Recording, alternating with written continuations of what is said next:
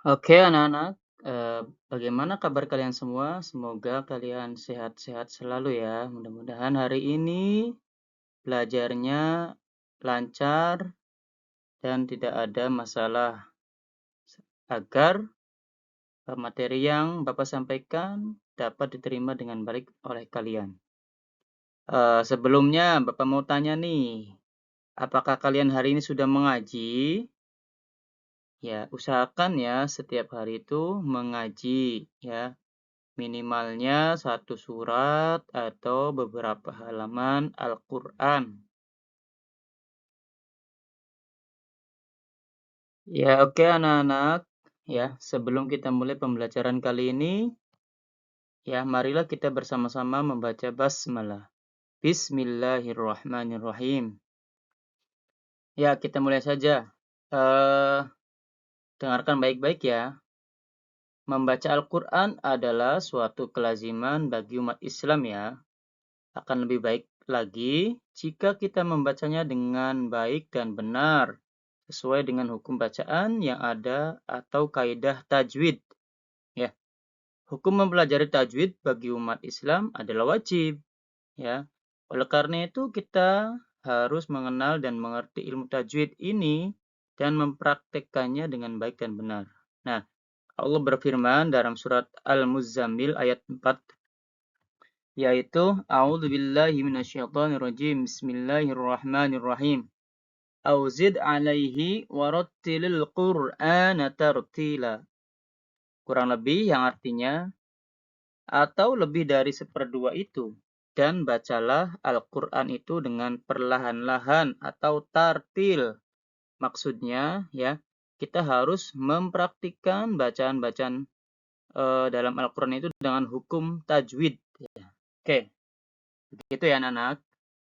Bisa dipahami?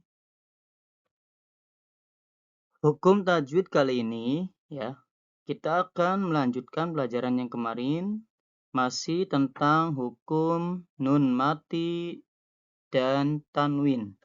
Kalau pertemuan sebelumnya kita sudah membahas tentang hukum idhar dan ikhfa ya. Nah, kali ini kita akan lanjut lagi ya dengan hukum bacaan nun mati dan tanwin berikutnya. Simak baik-baik ya.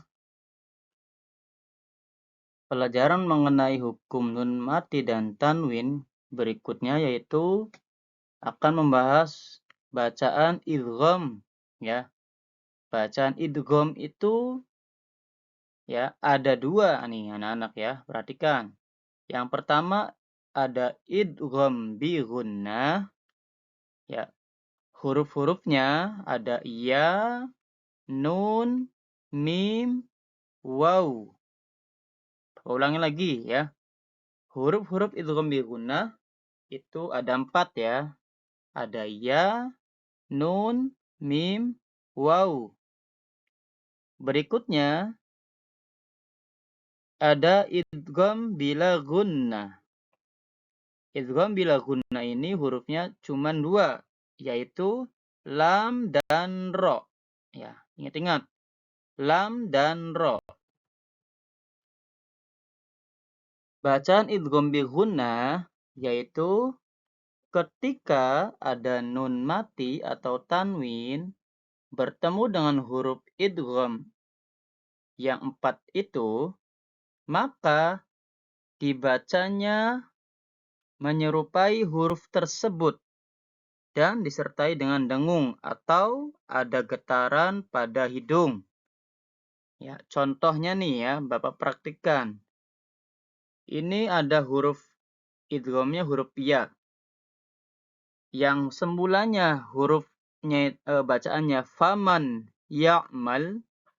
Jadi faman ya'mal. Ditahan dulu ya, sambil ada getaran di hidung. Faman ya'mal.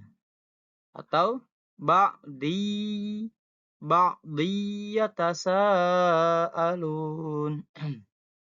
Jadi ditahan dulu ya, cara bacanya seperti itu. Lanjut ada huruf mim yang awalnya min mislihi. Jadi nunnya seakan-akan hilang ya, berganti dengan hukum huruf idgham yaitu mim. dibacanya nih begini. Mim mislihi, boleh gitu ya. Atau mim marij. Gitu ya. Contohnya lagi, ada huruf waw yang semulanya lahabin watab, ya. Maka tanwinnya dihilangkan, berubah jadi huruf yang ada di depannya, yaitu huruf waw.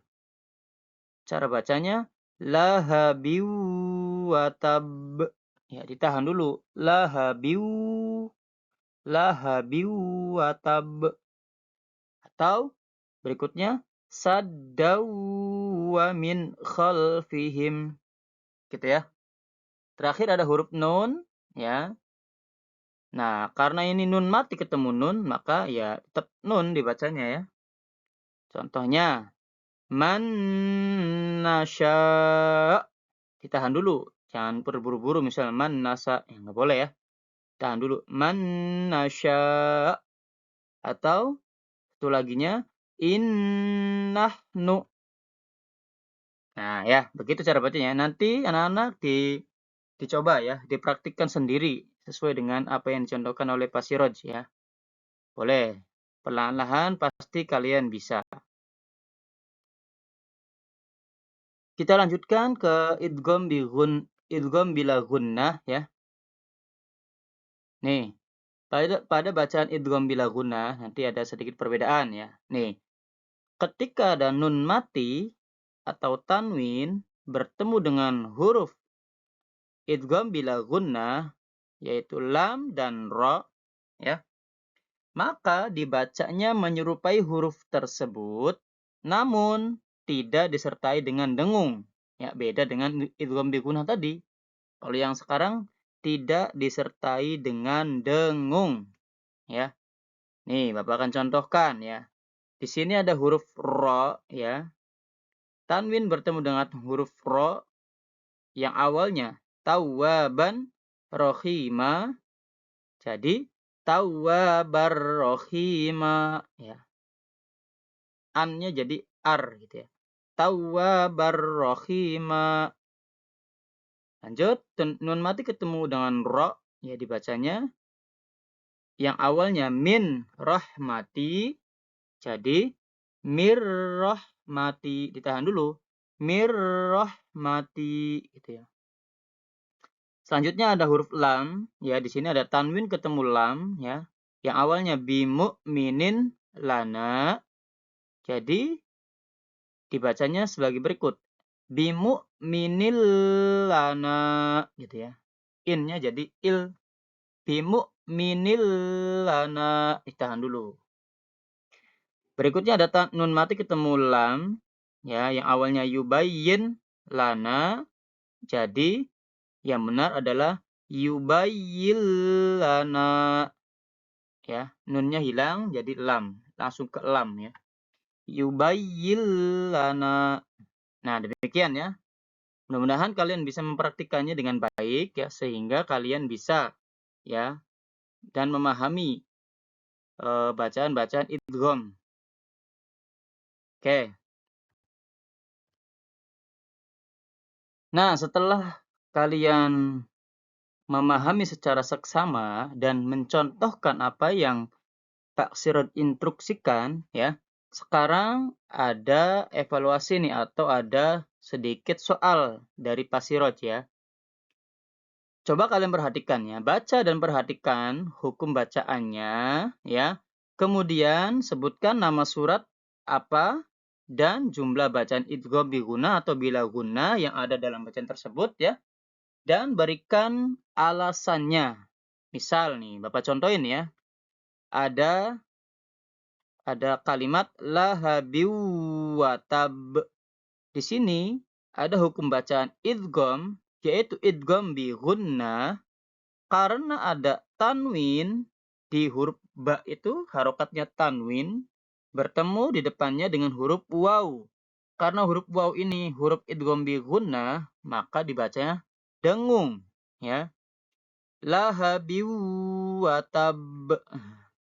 Jadi kalian cukup menuliskannya, ya. Ini termasuk bacaan idgham bi gunnah gitu ya. Karena, nah alasannya nih, karena ada tanwin bertemu dengan huruf waw. Dah cukup seperti itu aja ya. Jadi sebutkan nama suratnya apa, hukum bacaannya apa, gitu ya, dan alasannya apa gitu ya. Di sini ada 3 potongan ayat dalam surat yang berbeda. Coba kalian perhatikan dan cermati. Oke, jawab pertanyaan ini di kolom komentar ya, ataupun bisa japri ke WA-nya Pak Siroj ya. Syukur-syukur disertai dengan record atau rekaman suara kalian ketika menjawab soalnya gitu ya. Paham ya anak-anak ya? Semoga apa yang disampaikan oleh Pak Siroj ini dapat dimengerti dan dipahami sehingga kalian mulai perlahan-lahan memperbaiki bacaan Al-Qur'annya menjadi lebih baik lagi. Amin ya. Pak Siroj undur diri dulu ya. Semoga lain kali kita bisa berjumpa lagi dengan keadaan yang sehat ya. Mudah-mudahan Allah mengizinkannya. Amin amin ya rabbal alamin. Cukup sekian dari Pak Siroj. Assalamualaikum warahmatullahi wabarakatuh. Illa liqa.